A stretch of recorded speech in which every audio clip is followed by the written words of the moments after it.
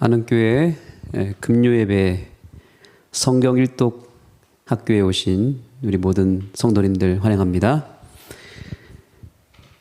우리가 지난 시간에 어떤 책을 배웠죠?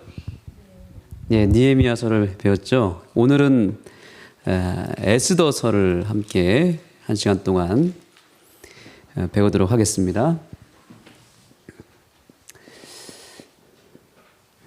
에스더서는 그 저자가 누군지 불분명합니다. 에스라, 느헤미야, 모르드게 이 세 명 중 한 명일 것이다 라고 추정하고 있습니다. 시대적 배경은 1차 귀환 명령, 예루살렘으로 돌아가라고 하는 1차 귀환 명령과 2차 귀환 명령 요 사이의 역사입니다. 첫 번째 명령이 내렸을 때 백성들이 귀환했죠. 그런데 여전히 이 이방 땅에 남아 있었던 무리들이 있었을까요? 네, 여전히 그 땅에 안주하고 돌아가지 않는 백성들도 꽤 많았습니다. 그래서 포로의 땅에 여전히 살면서 돌아오지 못하고 그곳에 잔류하고 있었던 백성들에게 베푸셨던 하나님의 은혜를 기록한 책이 바로 에스더서가 되겠습니다.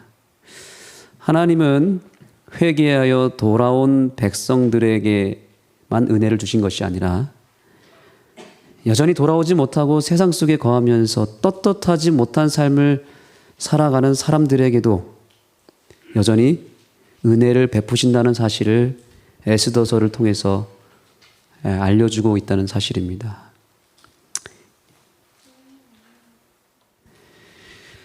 자, 그러면 이제 구조를 좀 살펴보겠습니다. 에스더서의 구조. 1장부터 5장까지. 에스더서의 1장과 2장은 에스더라고 하는 유다인 한 여인이 바로 아하수에로라는 왕의 아내가 되어서 왕후로 등극하는 내용이 1장과 2장에 나타납니다. 1장부터 5장까지는 유다인에게 임한 위기입니다. 위험 혹은 위기. 그 위기 속에 어떤 일이 벌어지냐면 누가 등극합니까? 에스더가 왕후로 등극합니다. 이게 1장과 2장입니다. 자, 그 다음에 3장부터 보시면 3장부터 5장까지는 하만이라고 하는 사람이 나타납니다. 바로 왕의 바로 밑에 신하죠. 하만의 음모와 모르드게가 처한 위기, 하만의 음모가 여기 나타납니다. 그리고 모르드게를 통해서 임한 유다인의 위기입니다.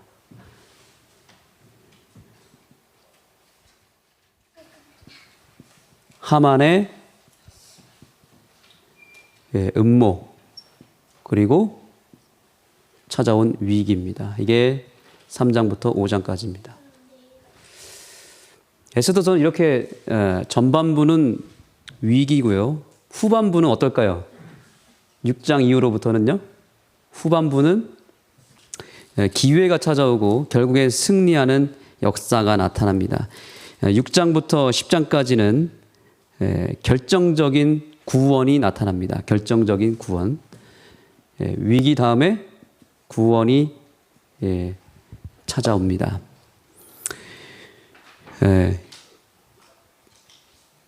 6장과 7장은 5장, 4장의 반대입니다. 처음에는 하만이 위에 있었고 모르드게가 저 밑에 있었습니다. 그런데 어떻게 됐을까요?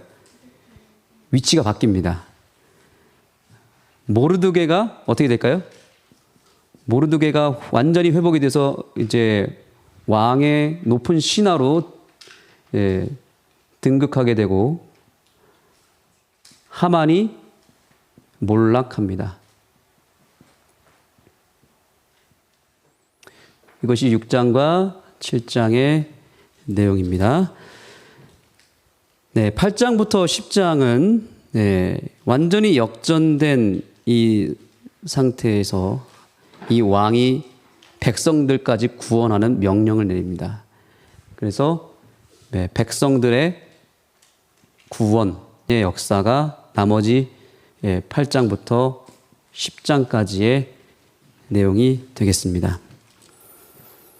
우리가 지난주에 에스더서를 새벽 기도 시간에 계속 듣고 말씀을 우리가 통독했는데 정말 통쾌한 승리의 역사를 우리가 보게 되었습니다.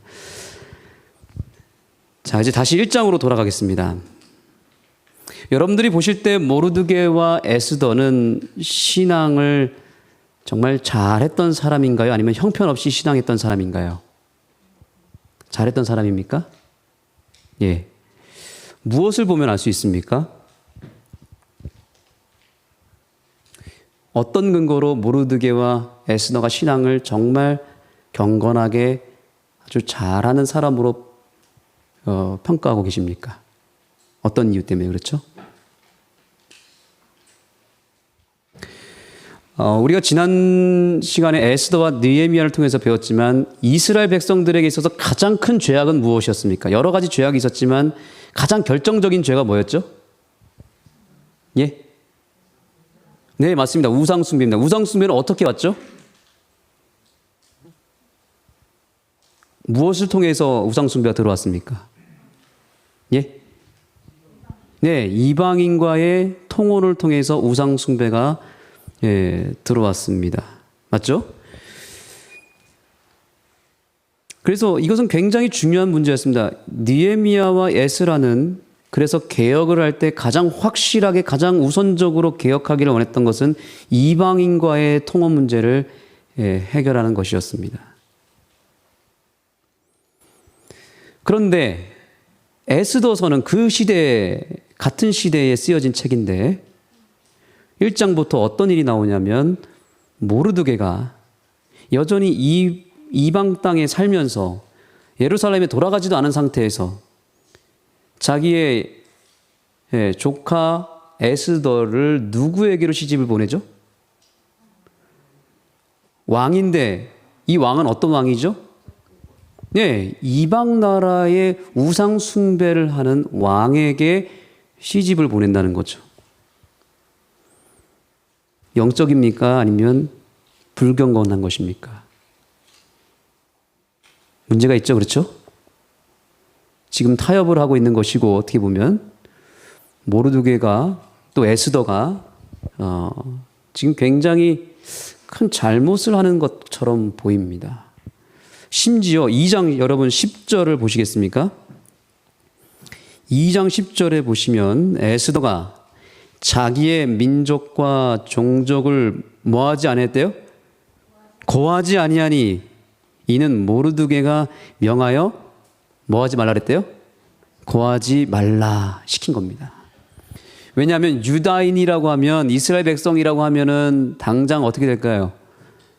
거절당합니다. 그 자리에 갈 수 있는 상황이 아닙니다. 그런데 그걸 알았기 때문에 모르드게가 그들의 정체성마저도 숨기라고 말합니다. 오늘날로 치면 제7한식 예수재림 교인이라는 거를 뭐 하라는 거예요?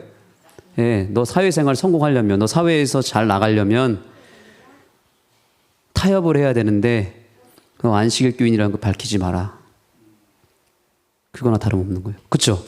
유다인이라는 것을 그들의 정체성을 감추라고 말합니다. 일부러. 이런 모습을 보면은 조금 좀 실망스럽게 보이고 왜 이렇게 했어야만 했는가 의문이 들지 않습니까? 분명히 에스라 느헤미야에서는 이방인과의 결혼을 금지시켰는데 모르드게는 오히려 에스더를 이방 나라 왕에게 보내는 거죠.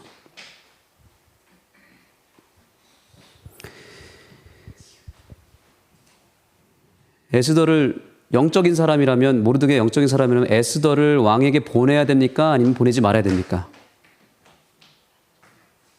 보내지 말아야 되겠죠. 그렇죠? 그런데 왜 보냈을까요? 왜 이방인과 결혼시켰을까요? 그걸 알아야 되지 않겠습니까? 여러분, 대통령의 아내로 딸을 시집을 보내야 된다고 하면 보내겠다. 이미 다 시집을 보내셔가지고. 네. 사위가 누가 되는 거예요? 대통령이 되는 거예요.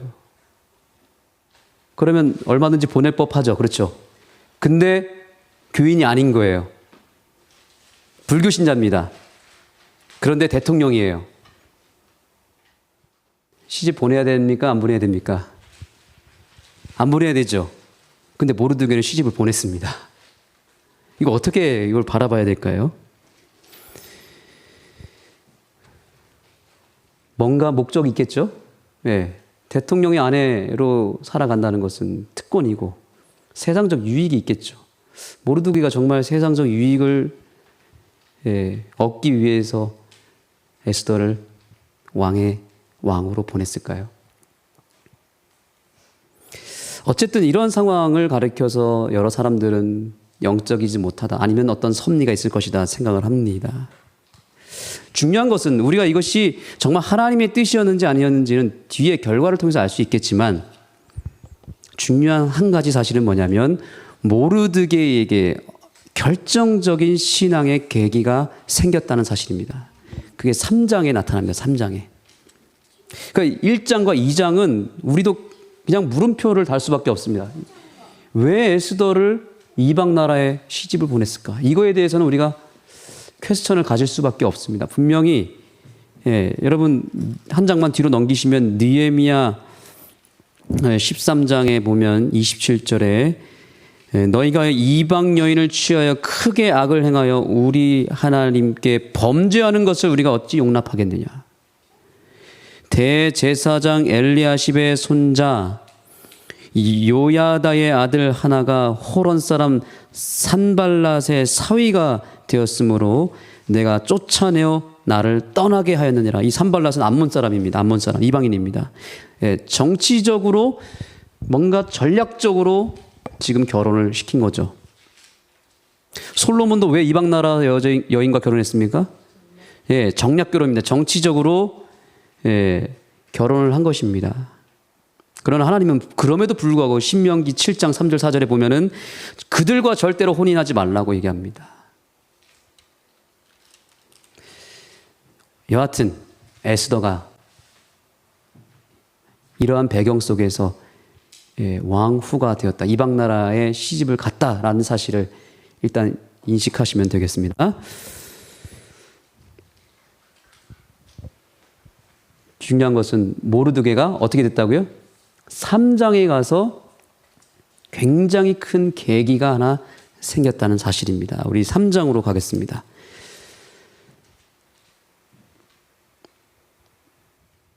3장에 가면은 아각 사람 함무다의 아들 하만이 나옵니다. 그런데 희한하게 아하수에로 왕이 1절에 보시면 하만의 지위를 어떻게 했대요? 높였다라고 말합니다. 높여 올려. 모든 함께 있는 대신 위에 뒀다 그랬습니다. 왕 바로 다음에 권위를 하만에게 부여한 것입니다. 그래서 2절에 보니까 대궐문에 있는 왕의 모든 신복이 다 왕의 명대로 누구에게 무릎 꿇게 만들었어요? 하만에게 꿇어 절하게 만들었습니다. 그런데 자, 여기서 줄을 치셔야 됩니다. 한번 따라하겠습니다. 모르드게는 꿇지도 아니하고 절하지도 아니하니. 모르드게가 뭐 했다고요? 꿇지도 아니하고 절하지도 않았다는 것입니다. 이것 때문에 하만은 모르드게를 죽이려고 했습니다. 이 전까지는 유다인이라는 사실도 숨기고 살았고 이방인에게 시집도 보냈던 모르드게였지만 결정적으로 그 신앙의 본질과 그 뿌리를 흔드는 위협이 왔을 때는 어떻게 했습니까? 타협했습니까? 안 했습니까? 타협하지 않고 거기에 절하지 않았다는 사실입니다. 굴복하지 않았다는 사실입니다. 그리고 그의 실체를 드디어 드러냈습니다.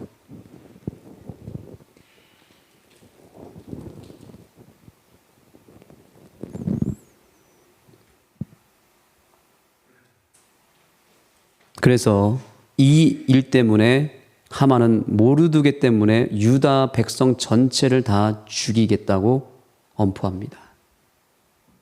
하나님의 백성에게 위기가 찾아왔습니다.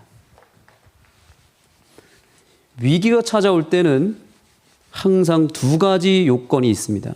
위기는 언제 찾아오는가? 신앙의 위기가 언제 오는지 아십니까? 위기라고 하는 것은 두 가지 요건인데, 첫 번째는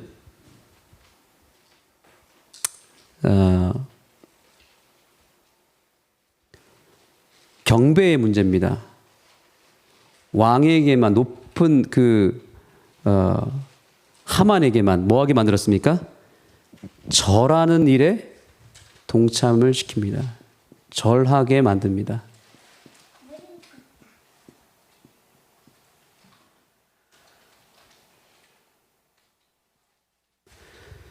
절하게 만듭니다. 근데 그렇게 굴복하게 만들었을 때 대부분 뭐 하죠? 절하죠. 그때 누가 드러나게 되냐면 하나님의 참된 백성이 드러나는데, 절합니까 안 합니까? 예, 절하지 않고 저항하고 무릎 꿇지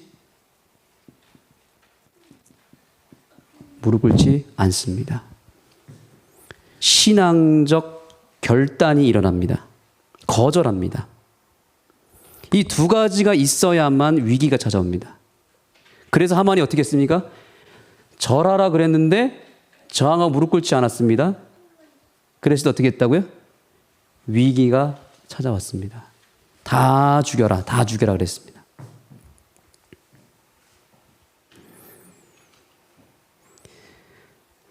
자, 보겠습니다. 성경절 보겠습니다. 4절입니다. 날마다 건화되 모르드게가 어떻게 했대요? 듣지 아니하고 자기는 유다인임을 고하였더니, 드디어 고했습니다. 5절입니다. 하만이 모르드게가 꿇지도 않고 절하지도 아니함을 보고 심히 노하더니 6절 저희가 모르드게의 민족을 하만에게 고한 거로 하만이 다 죽이게 만듭니다.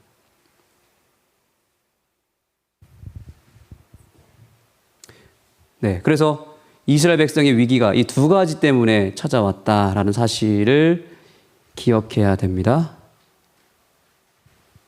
경배의 문제, 그리고 그거에 대한 저항을 하면서 결단을 내리는 이 두 가지가 있어야만 위기가 찾아온다.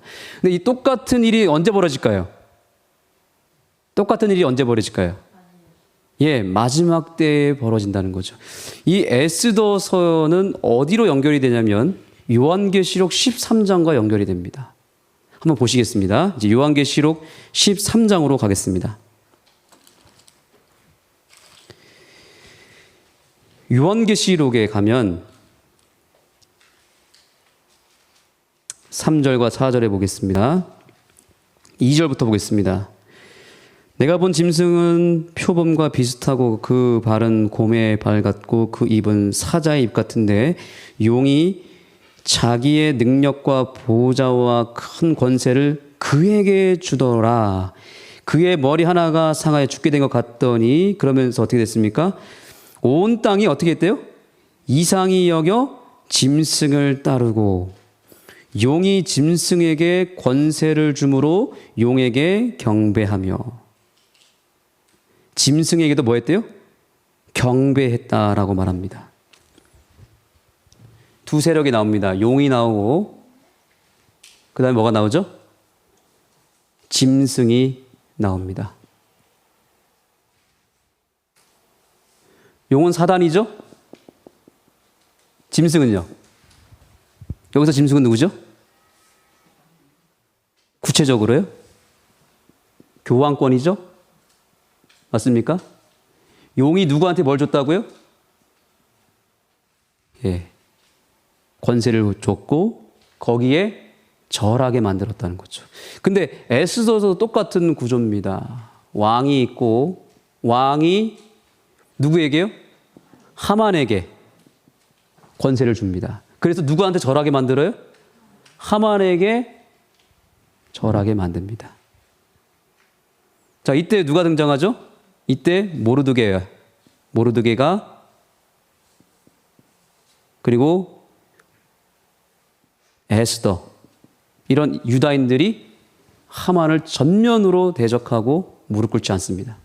마지막 때에도 누가 등장하죠? 네, 하나님의 남은 교회. 뭐하지 아니하는 교황권의 권세에 굴복하지 않고 절하지 아니하는 무리들이 등장한다는 것입니다. 그대로 연결되지 않습니까? 그죠? 똑같죠? 위기가 어떻게 찾아온다고요?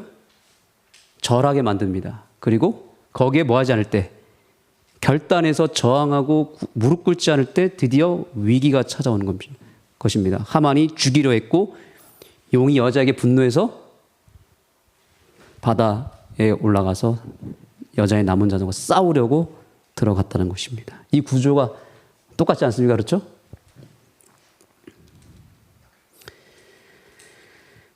또 하나 놀라운 사실은 여러분 다시 에스더서로 보시면 에스더서에서 보면 하만이 3장을 다시 보시겠습니다. 하만이 왕에게 어떻게 제안을 하냐면 3장 8절입니다. 하만이 아하수르 왕에게 아뢰되 생략해서 마지막 읽겠습니다. 그 법으로 지금 움직입니다. 그렇죠? 법률이 만민보다 달라서 왕의 법률을 지키지 아니하노니 용납하는 것이 왕에게 무익하니이다 하면서 9절 보겠습니다. 왕이 옳게 여기시거든 조서를 내려 저희를 진멸하소서. 내가 뭘요?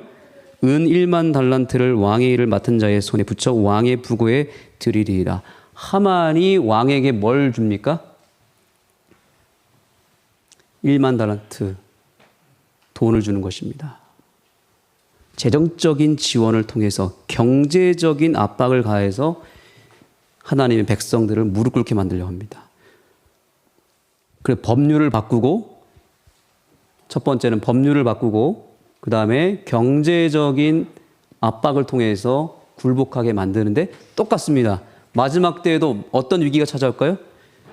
법을 바꾸고요. 법을 교황권에 바꿨죠. 이제 자세히 보시면 여러분들이 이미 다 알고 계신 내용이지만 말씀드립니다. 경제적인 위기가 찾아오면 이 교황권에서 어떻게 하냐면 미국과 손을 잡아서 경제적인 컨트롤을 하기 시작합니다. 그래서 어떻게 하는 겁니까? 법을 바꾸고 거기에 굴복하지 않고 저항하는 사람들에게 뭘 가하는 겁니까? 경제적인 어려움을 주게 만드는 겁니다. 그렇죠? 그래서 매매하지 못하게 한다. 그런 내용이 바로 이 내용이죠. 그래서 지금 이 구조가 그대로 간다는 사실입니다. 그래서 우리가 이 마지막 때에 살아남기 위해서 어떻게 해야 될지 요한계시록에 나타나는 이 구조와 함께 우리는 에스더서를 통해서도 얼마든지 그 답을 찾을 수 있다라는 사실입니다.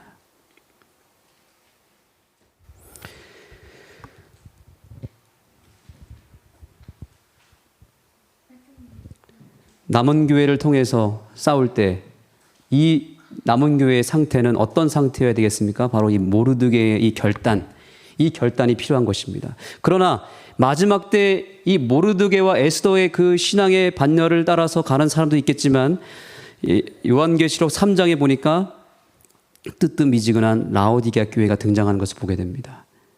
그들은 어떻게 될까요? 경배하게 만들 때 두 부류로 갈라지게 되겠죠. 저항에 성공한 결단하고 하나님의 말씀을 붙잡고 예수의 증거를 가진 하나님의 백성들 있죠. 그죠? 남은 무리의 자손 특징이 뭡니까? 하나님의 계명과 예수의 믿음을 가진 백성들. 바로 모르드게 반열에 들어가는 백성들이 있고요. 두 번째는 라오디게아 백성들이 있습니다. 여기서 어떻게 해요? 여기서 실패하는 겁니다. 절하겠을 때 무릎을 꿇어버린 거죠. 타협하는 거죠. 그래서 뭐가 찾아오지 않아요? 그들에게는 당장의 경제적 위기나 그런 정치적 삶의 위기가 찾아오지는 않습니다. 그러나 이때 결단한 백성들에게 뭐가 가해진다는 겁니까? 죽음을 위협하는 위기가 찾아올 것이다 라는 것입니다. 그래서 모르드게처럼 결단하게 되면 핍박이 찾아옵니다. 여러분, 일요일 휴업령이 임해야만 핍박이 찾아올까요? 그렇지 않습니다. 그 전에 핍박이 찾아옵니다. 핍박은 어떻게 찾아올까요? 핍박은 언제 찾아올까요?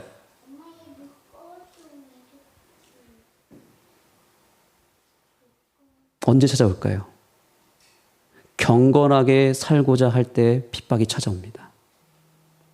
여러분 성경 보시겠습니다. 디모데후서 보시겠습니다. 디모데후서 3장 12절 다 같이 찾겠습니다.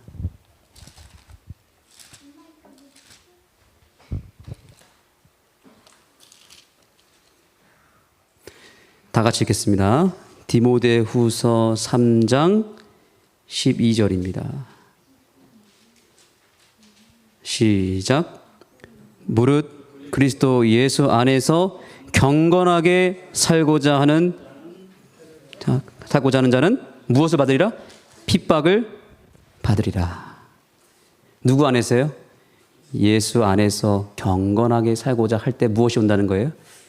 핍박이 찾아온다는 사실입니다. 이 사실에 동의하십니까? 네, 타협하면 찾아오지 않습니다. 그러나 우리가 경건하게 예수님 안에서 살고자 할 때 핍박이 찾아온다는 사실을 꼭 염두에 두시기 바랍니다. 앞으로 이 일이 벌어질 것입니다. 교황권의 영향력은 점점 커질 것입니다. 하만의 영향력이 커졌고 그 영향력이 커졌을 때 모르드게가 결단함으로 말미암아 핍박이 찾아왔고 싸움이 벌어졌던 것처럼 이제 곧 우리에게 큰 전쟁이 임할 것인데 이제 앞으로 교황권의 영향력은 점점 커질 것입니다.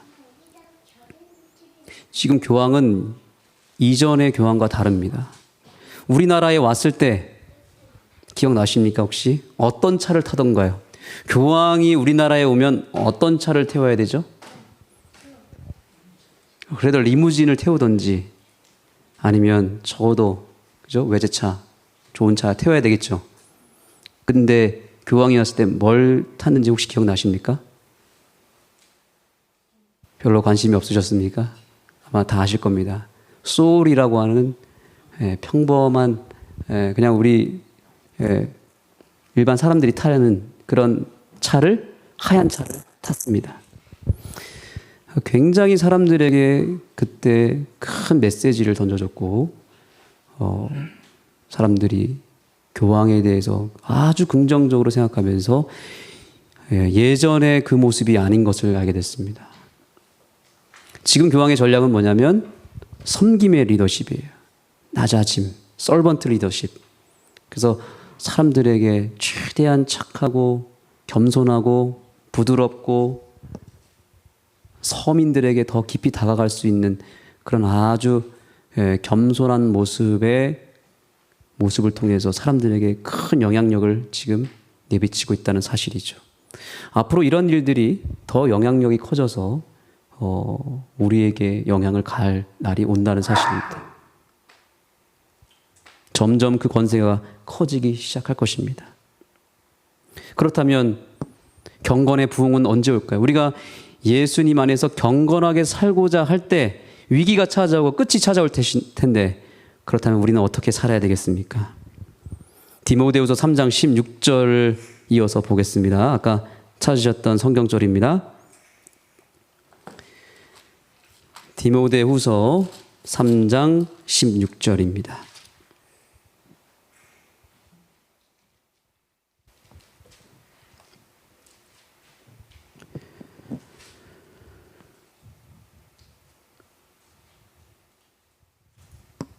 제가 읽겠습니다. 크도다 경건의 비밀이여 그렇지 아니하는 자는 없도다. 그는 육신으로는 나타난 바 되시고 영으로는 의롭다 하심을 입으시고 천사들에게 보이시고 만국에서 전파되시고 세상에서 믿음 바 되시고 영광 가운데서 올리우셨음이라. 아멘. 갈라디아서 2장 20절입니다. 내가 그리스도와 함께 십자가에 못 박혔나니 그런즉 이제는 내가 사는 것이 아니요 오직 내 안에 그리스도가 사시는 것이라. 여러분, 경건의 부흥은 예수라고 하는 우리의 복음을, 예수라고 하는 복음 안에 온전히 거하고 내 자아가 죽고 예수님이 내 안에 살아나기 시작할 때 경건의 부흥이 찾아옵니다. 그리고 바로 그때 위기가, 영적인 핍박이 찾아오게 되는 것이죠. 성도 여러분, 그래서 우리 나눔교회는 앞으로 더 복음으로 깊이 들어가야 되겠습니다. 어떤 한 학자가 이렇게 얘기했습니다. 복음을 그리스도인들이 전하지 못하는 이유가 그리스도인들이 복음을 믿지 않아서이다라고 말하고 있었습니다. 복음을 증거해야 되는 우리가 복음을 믿지 못하고 있기 때문에 복음의 영향력이 떨어졌다라고 말하고 있습니다. 우리가 맛있는 음식을 나눠줬을 때 이거 맛있어요, 드셔보세요 했는데 정작 뭐 하는 거예요? 우리가 그것을 먹고 있지 않다는 겁니다. 그래서 우리가 더 세상과 타협하고 세상적인 방법으로 승부를 하는 것이 아니라 오직 복음의 능력으로 세상과 싸워 이기게 되기를 간절히 소망합니다. 각 지대의 대쟁투의 글들을 조금 읽고 오늘 시간을 마무리하겠습니다.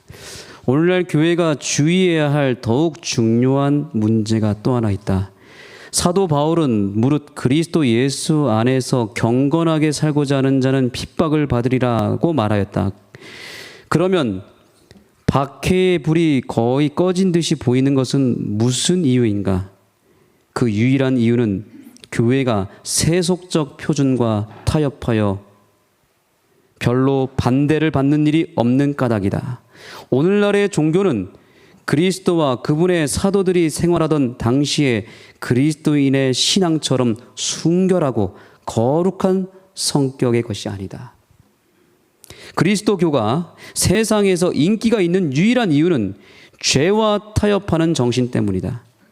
그리고 하나님의 말씀의 위대한 진리들이 너무도 무시되고 있기 때문에, 그리고 교회 내에 활력이 넘치는 경건이 거의 없기 때문이다. 초대교회의 신앙과 능력이 되살아날 때에 박해의 정신은 다시 나타날 것이며 핍박의 불길은 다시 타오르게 될 것이다. 오늘 우리가 어디에 돌아가야 될지 분명하게 알려주고 있습니다. 우리가 너무 세상적으로 세상과 타협하면서 말씀을 등한히하고 복음을 멀리하고 말씀대로 사는 것을 우리가 포기하는 순간에 핍박은 오지 않겠지만 우리가 결과적으로 승리하지 못할 것입니다. 그러나 우리가 경건의 능력을 예수 안에서 받고 말씀대로 순종하며 살아가는 일에 우리가 올인하게 될 때, 모르드게처럼 말씀에 벗어나는 것은 한 번에 결단하고 거절하는 일을 함으로 말미암아 핍박을 받는 일을 겸허히 받아들일 때 승리가 찾아오게 되는 것입니다.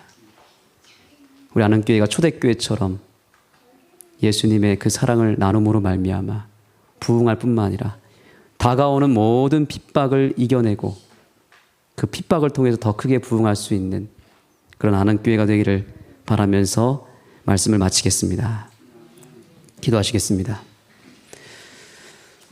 하나님, 오늘 에스더서를 통해서 우리의 신앙의 본질을 보여주셔서 감사합니다. 우리는 이 마지막 때에 모르드게로 부름을 받았고 에스더로 부름을 받았습니다.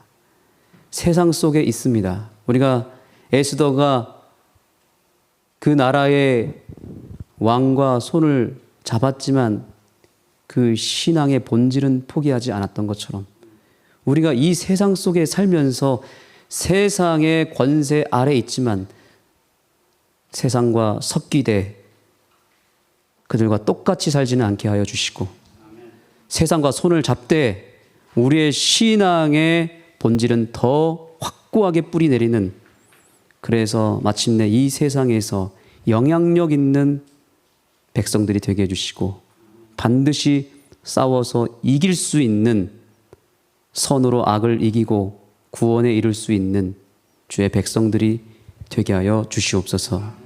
예수님의 이름으로 간절히 기도드립니다. 아멘.